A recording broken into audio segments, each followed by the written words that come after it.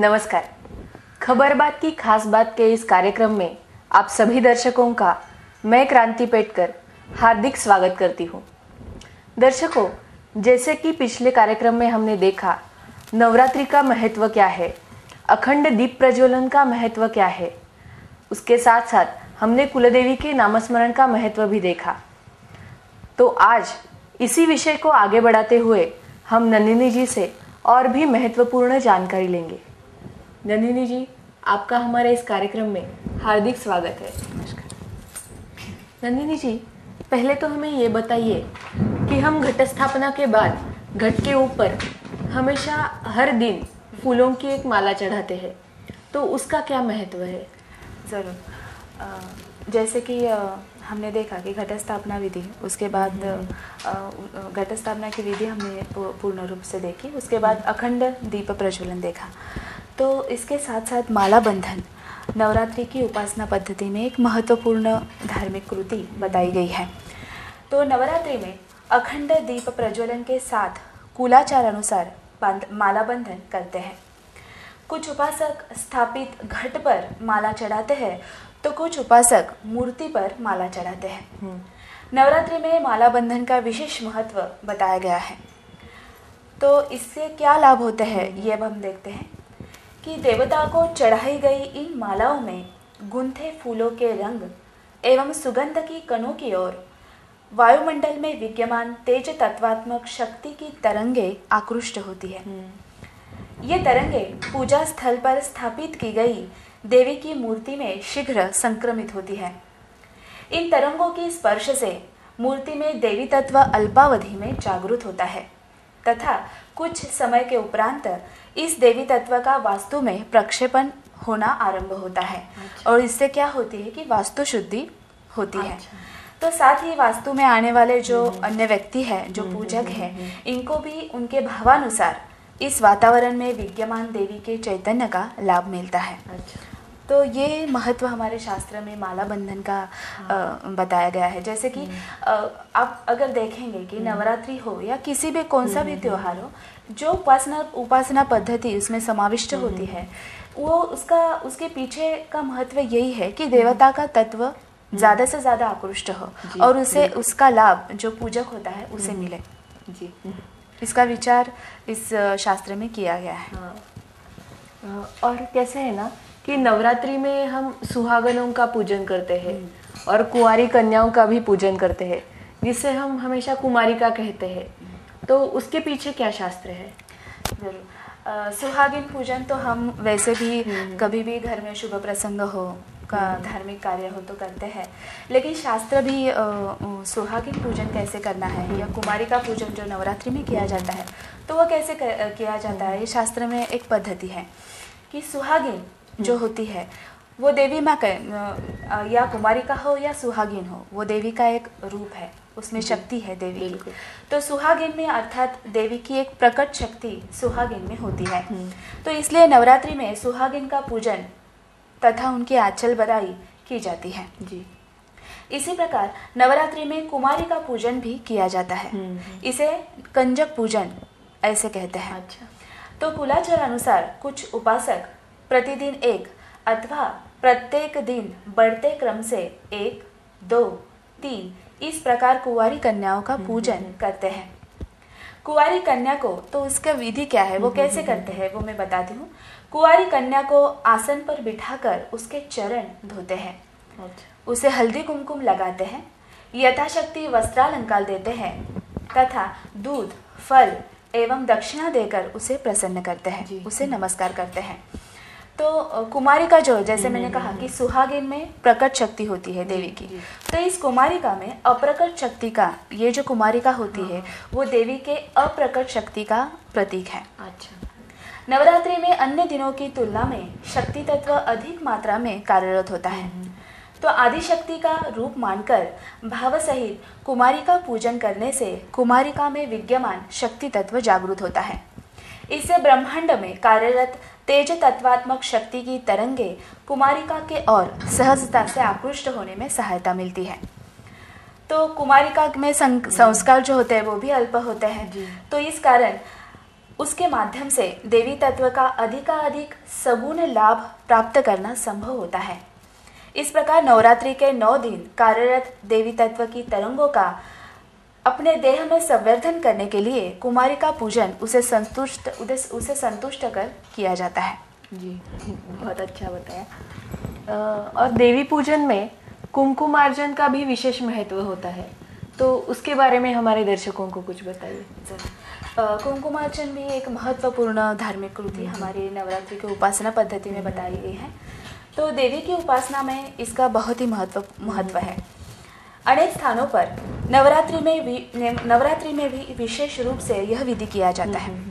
वैसे नित्य उपासना में मंदिर में भी कुमकुमार्चन किया जाता है, क्योंकि जो कुमकुम हालांकि लोग कैसे करते हैं कि जो भक्त जाते हैं मंदिर में तो जो कुमकुम लेते हैं वो चरणों को लगाकर फिर उसे धारण करते हैं।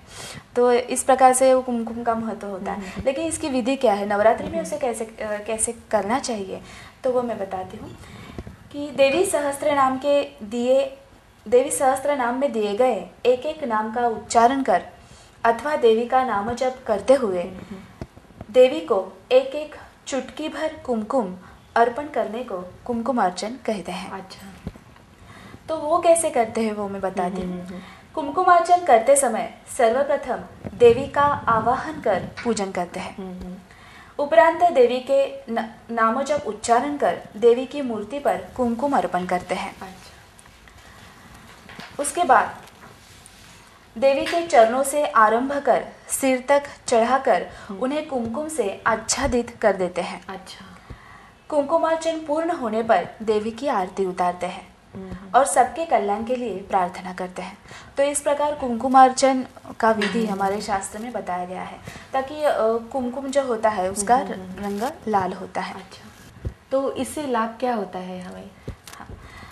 कुमकुम जो होता है वो उसका रंग लाल होता है, तो मूल कार्यरत शक्ति तत्व की निर्मिति भी लाल रंग के प्रकाश से हुई है। अच्छा, जैसे कि हमने पहले देखा अभी कि माला बंधन से देवी का तत्व अल्प कालावधि में जागृत होता है, उसी प्रकार कुमकुम द्वारा प्रक्षेपित गंध तरंगों की ओर ब्रह्मांड में विद्यमान शक्ति तत्व की तरंगे अल्प कालावधि में आकृष्ट होती है।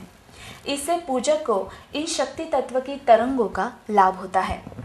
कुमकुमार्चन में प्रयोग किया गया कुमकुम देवी पूजन के फलस्वरूप देवी की शक्ति से संचारित होता है, तो इसके उपयोग से पूजक को आध्यात्मिक लाभ होता है, तो वो हम धारण कर सकते हैं।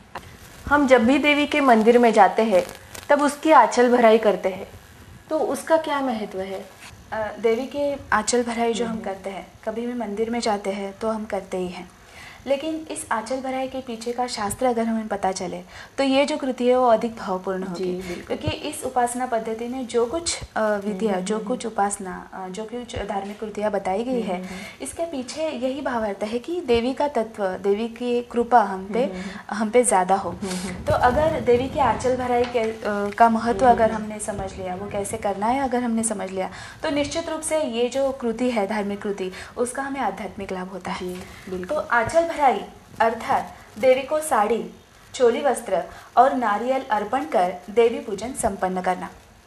तो हमारी परंपरा के अनुसार देवी को साड़ी एवं चोली वस्त्र अर्पण करने का अर्थ है अपनी आध्यात्मिक उन्नति अथवा कल्याण के लिए देवी के निर्गुण तत्व को सगुण में आने के लिए आवाहन करना।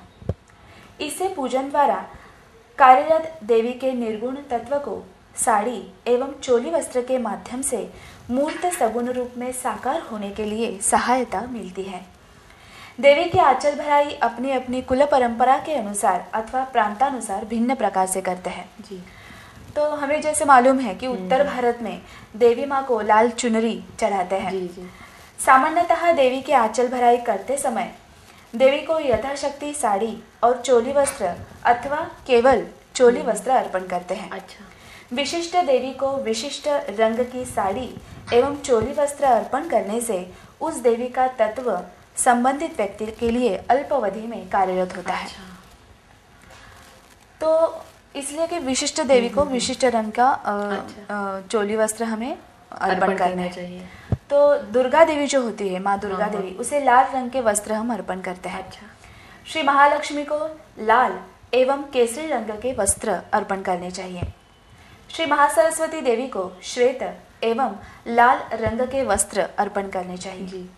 श्री महाकाली को जामुनी एवं लाल रंग के वस्त्र अर्पण करने चाहिए।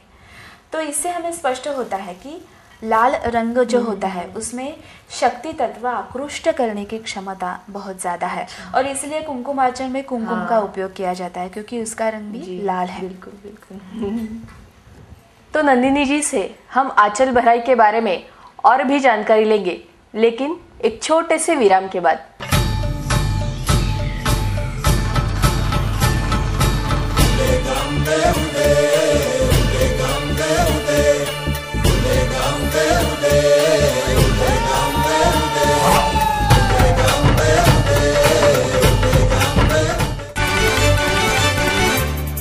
घरात बँकेची ब्रँच? अगं चला, मुहूर्त जवळ आला.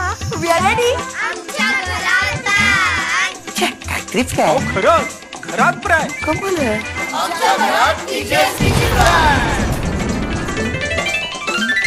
आता TGSBतलं खातं तुम्ही इंटरनेट आणि मोबाईल वापरून घरातूनच ऑपरेट करू शकता. कारण आता आपली TGSB मध्ये सुद्धा आहे इंटरनेट बँकिंग, SMS आणि RTGS NEFT सेवा. अरे वा, आता banking is no tension.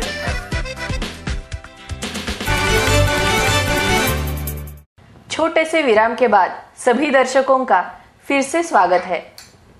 Nandini जी, आंचल भराई का महत्व आपने बताया, लेकिन वो शास्त्र के अनुसार कैसे करनी चाहिए ये भी हमारे दर्शकों को बताइए। जरूर। देवी की आंचल भराई शास्त्र के अनुसार कैसे करते हैं वो मैं बताती हूँ। देवी को अर्पण करने के लिए सूती अथवा रेशमी साड़ी का चयन अर्थात सिलेक्शन करना चाहिए। अच्छा। सूती एवं रेशमी धागों में देवता से प्रक्षेपित सात्विक तरंगे ग्रहण कर उन्हें संजो कर रखने की क्षमता अधिक होने अन्य धागों की तुलना में अधिक होती है। अच्छा। देवी का आंचल भरने के लिए थाली में साड़ी रखकर उस पर चोरी वस्त्र, नारियल एवं थोड़े चावल रखिए। ध्यान रहे जो नारियल की जो छिलका होती है वो देवी की ओर हो। अच्छा। यह सर्व सामग्री हाथों की अंजुली में लेकर अंजुली सीने के सामने कर देवी समक्ष शरणागत भाव से खड़े रहिए। चैतन्य प्राप्ति और आध्यात्मिक उन्नति हेतु देवी से भावपूर्ण प्रार्थना कीजिए। इससे सगुण देवी तत्व को जागृत होने में सहायता मिलती है। आंचल भराई की सामग्री को देवी के चरणों में अर्पित कीजिए।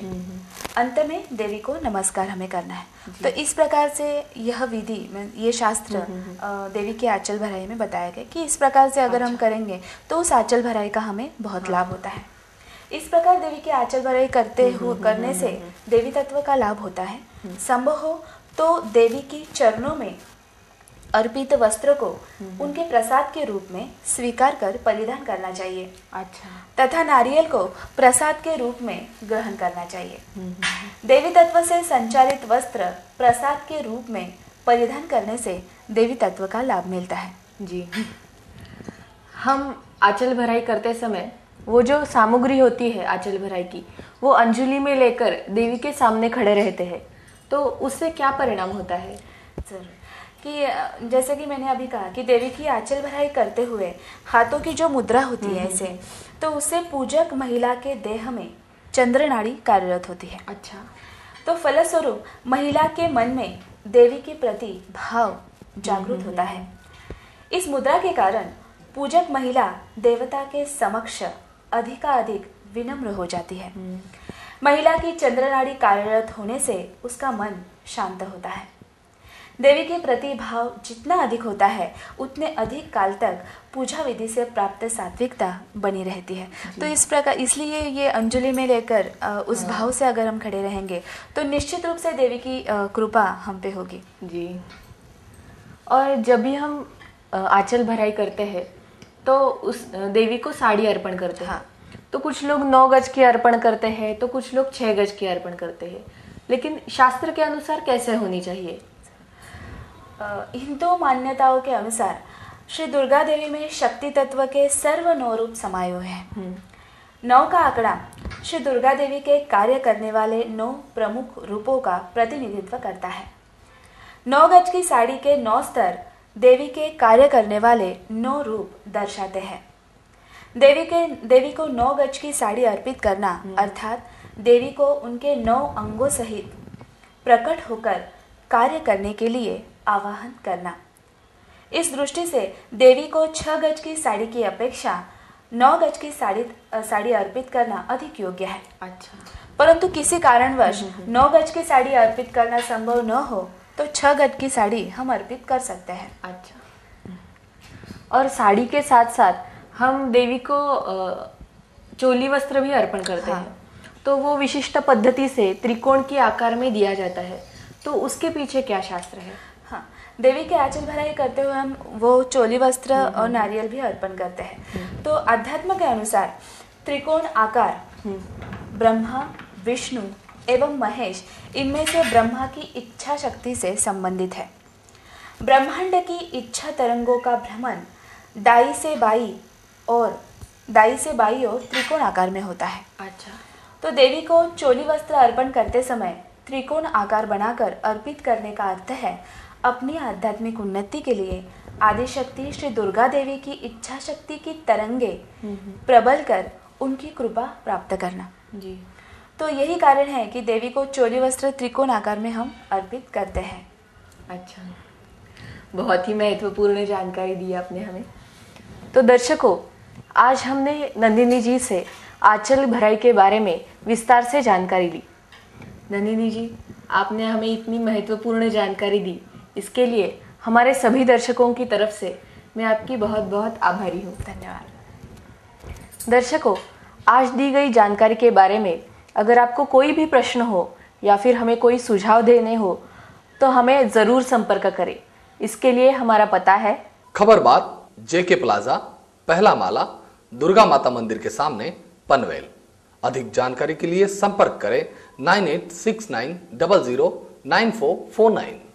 अगले कार्यक्रम में हम नवरात्रि के विशेष तिथियों के बारे में जानकारी लेंगे। तब तक के लिए हमें आज्ञा दीजिए। नमस्कार।